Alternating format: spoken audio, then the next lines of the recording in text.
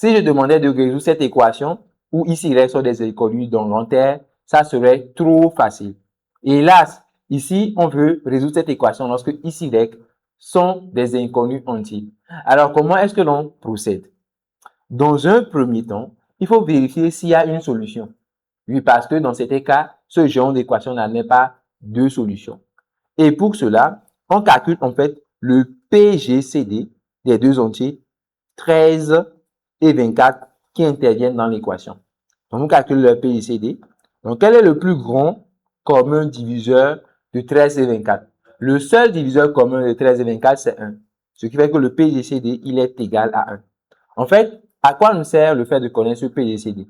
Il y a un théorème qu'on appelle le théorème de Bézout en arithmétique.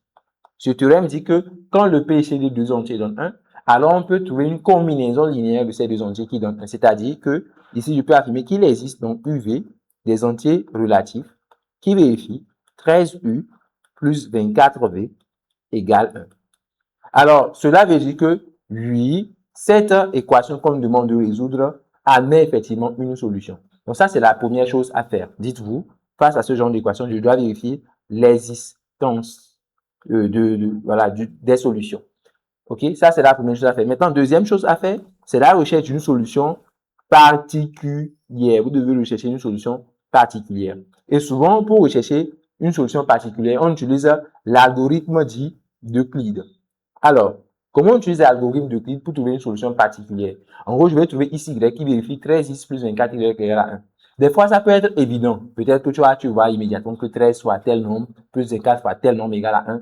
Et là, tu peux l'écrire directement, hein, pourquoi pas. Voilà, mais ici, comme ce n'est pas évident pour moi, je vais utiliser l'algorithme d'Euclide. L'algorithme d'Euclide, c'est très simple. Entre 13 et 24, je vais prendre le nombre qui est le plus grand. C'est-à-dire, je vais prendre 24 par exemple. Je vais diviser l'un par l'autre. Donc, je vais diviser 24 par 13. Je vais noter le quotient, donc qui fait 1, et le reste. Le reste, quand je fais 24 moins 13, ça me donne 11. Et à chaque fois, il faut retenir cela, à chaque fois, ce que je vais faire, c'est que je vais diviser. Je vais diviser le diviseur par le reste. Donc ici, le diviseur, c'est 13, le reste, c'est 11. Donc je vais diviser, donc deuxièmement, c'est ce que je vais faire, je vais diviser 13 par combien? Par 11. Je vais recommencer. Donc ici, le quotient, c'est 1. Donc quand je fais 13 moins 11, ça donne 2. Donc le reste, maintenant, c'est 2. Je vais recommencer encore une fois. Comme je l'ai dit, je prends le diviseur et encore le reste. Donc je divise alors 11 par 2. Alors en faisant la division de 11 par 2, qu'est-ce que j'obtiens comme quotient? J'obtiens, je pense, 4 ou bien 5. J'obtiens 5. 5 fois 2, ça fait 10. Donc quand je fais la différence, j'obtiens un reste qui est 1. Est-ce que vous voyez? Donc le reste cette fois-ci, c'est 1. Et je continue, bien sûr, je continue. Je vais maintenant prendre, encore une fois, le diviseur et le reste. Donc, le diviseur et le reste. Donc, je prends 2 que je divise encore une fois donc par 1 ici. Donc, j'aurai quoi? Cette fois-ci, le reste, il est nul. Et quand le reste est nul, on s'arrête. Parce que vous n'allez quand même pas diviser 1 par 0. Donc, quand le reste est nul, on s'arrête. C'est l'arrêt. Donc, vous faites des divisions successives comme je vous l'ai montré. Une fois que vous faites des divisions successives comme je vous l'ai montré, vous prenez le dernier reste non nul. Donc, vous laissez 0, vous prenez le dernier reste non nul, c'est-à-dire 1. OK, vous allez prendre le dernier reste non nul, ici 1. Et vous allez le tirer. Donc, 1, ça fait quoi? 1 égale. Donc, en prenant ici, je vois que 1 est donné par 11 moins 2 fois 5. C'est-à-dire 1, ça fait 11 moins 2 fois 5. Quand on fait 11 moins 2 fois 5, ça fait 11 moins 10, ça donne bien 1. Donc, 1 égale à 11 moins 2 fois 5. OK? Et ensuite, je remonte maintenant à la division précédente. Donc, à celle-là maintenant, on va dire celle-là. Je remonte à celle-ci. Et là, le reste, c'est 2. Donc, le reste que je vais tirer, c'est 2. Donc, je m'intéresse à 2. Alors, 2 fait quoi? 2 fait 13 moins 11 fois 1. Parce que quand on fait 13 moins 11, ça donne 2. Maintenant, ce 2-là, vous allez le remplacer. C'est-à-dire que vous allez dire que 1 égale 11 moins. Donc, au lieu d'écrire 2, je vais remplacer 2 par 13 moins 11. Donc, je vais mettre 13 moins 11. Est-ce que vous voyez? Parce que 2, donc cette division, c'est 13 moins 11. Et donc, je multiplie par 5. Et ensuite, je vais développer. Alors, quand je développe, j'ai 11 moins 13 fois 5 plus 11 fois 5. Je ne calcule pas. Je vais regrouper les choses. C'est-à-dire que, regardez, il y a 11 ici. Il y a encore 11 ici. Je vais regrouper. Alors, j'ai 11 plus 11 fois 5. Quand je fais 11, c'est 11 fois 1. Plus maintenant 11 fois 5. Ça fait 11 fois combien? C'est comme si vous mettiez 11 en facteur. Donc, 11 facteur de 11 fois 1. Et là, c'est 11 fois 5. Donc, 11 facteur de 1 plus 5 en quelque sorte.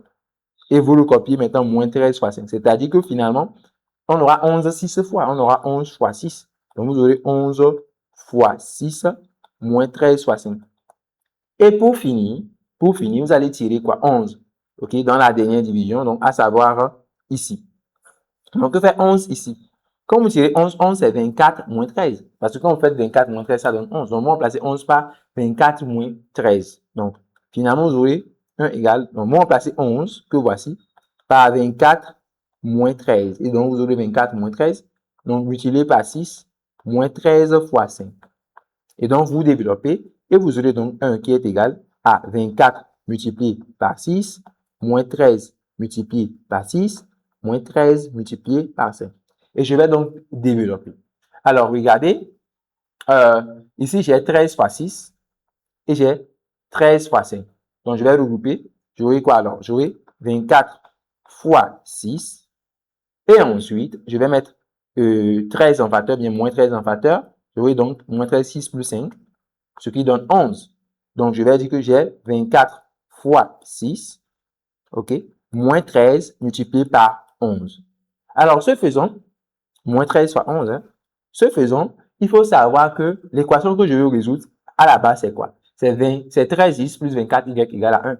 On veut résoudre l'équation 13x plus 24y égale à 1. Et là, c'est le cas ici. Regardez, je veux 13x. J'ai 13. X, c'est combien? Ici, j'ai 13 fois moins 11 plus 24y. Donc, plus 24 fois 6. Vous voyez que je viens d'obtenir une solution particulière. Je pourrais dire que ce que je viens d'obtenir, c'est que 13u plus 24v égale 1 avec, donc j'ai une solution particulière donnée par u égale à moins 11 et v égale à 6. C'est la recherche de la solution particulière qui est la partie la plus délicate lors de la méthodologie. Voyez-vous? Donc, après les étapes 1 et 2, 1, existence de solutions particulières, vous passez à l'étape 3 qui concerne la résolution proprement dite de l'équation. Alors, comment faisons-nous pour résoudre l'équation une fois qu'on a une solution particulière? Alors, le reste, il est assez simple. Okay? Après la recherche de votre solution particulière, vous revenez à l'équation de départ. Alors, l'équation, c'était quoi? C'était 13x plus 24y égale à 1, n'est-ce pas? Alors, je vais réécrire ça comme ça. Je vais réécrire 13x plus 24y égale 1. Et je vais écrire en bas en même temps 13u plus 24v égale 1. Une fois que je l'ai, je fais la différence entre les deux lignes. Je fais la différence entre la ligne 1 et la ligne 2. Alors, en faisant la différence, j'aurai quoi? J'aurai 13 facteur de... Donc, je fais la différence. Hein. Donc, je fais ligne 1 moins ligne 2. Donc, vous aurez 13, quand vous faites la différence, vous aurez 13 facteur de x moins u, ici.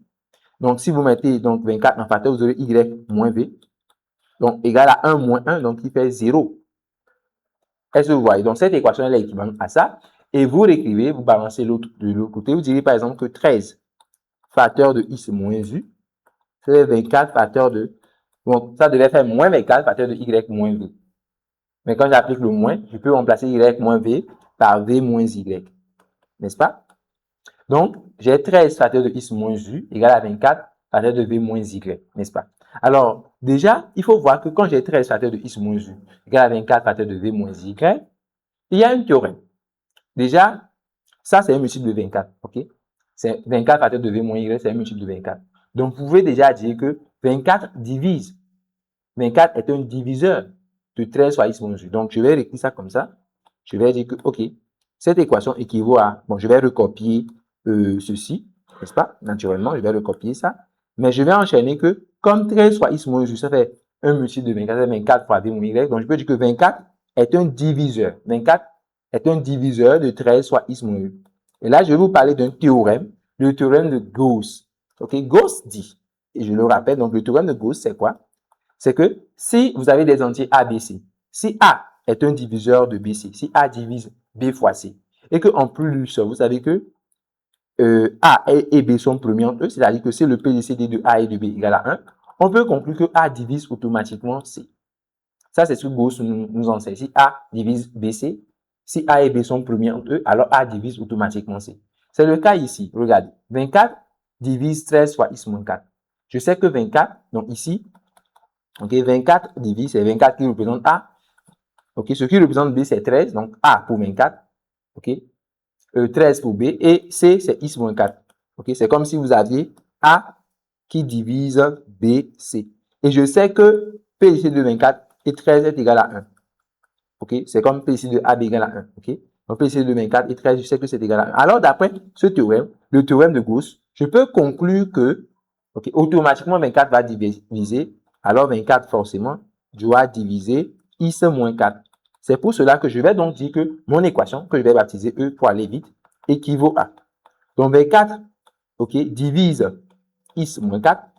Et en plus, je sais que je dois avoir l'égalité 13 facteur de x-4. Donc, je peux écrire que 13 facteur de x-4 est égal à 24 facteur de v moins y, n'est-ce pas? Égal à 24 facteur de v moins y. Le fait que 24 divise x-4, ça veut dire que x-4, c'est 24 fois un entier k. Donc, je peux donc affirmer qu'il existe un entier k dont z tel que x-4 égale 24 fois k. Et une fois que je l'ai, je remplace ça dans l'équation du départ. C'est-à-dire que, comme je connais la valeur de x-4, je remplace donc 13 fois, je remplace la valeur de x-4 par 24k que je viens d'obtenir. Donc, je mets ici 24k égale à 24 facteur de v moins y. N'est-ce pas? Comme ça, je pourrais avoir l'expression de y, en simplifiant bien sûr par 24. Donc, je dis x qui fait 4 plus 24k. Une fois que j'ai ça, je simplifie donc ok, par 24 à gauche et à droite. J'aurai donc v moins y qui est égal à, donc v moins y, ça fait 13, n'est-ce pas? Ça fait 13k. Et donc, vous pouvez tirer y qui fait v moins 13k. Donc, x c'est 4 plus 24k. X c'est 4 plus 24k. Et y c'est quoi? C'est v moins 13k. N'est-ce pas? Il me semble qu'il manque un u quelque part. Oui, effectivement, mon u ressemble trop à 4. C'est pour cela qu'il y a eu ce problème. Donc ici, il fallait mettre U, s'il vous plaît. Donc c'est X moins U, n'est-ce pas? Au lieu de X moins 4 au niveau des équations. Et donc, X c'est U plus 24K, Y c'est V moins 13K, où K est un entier, donc un élément de Z. Une fois que vous avez fait ça, vous pouvez dire que oui, la résolution est terminée, n'est-ce pas? Puisque vous connaissez les valeurs de U et les valeurs de V. U c'est moins 11 et V c'est 6. Donc, on pourra dire que l'ensemble solution, c'est quoi?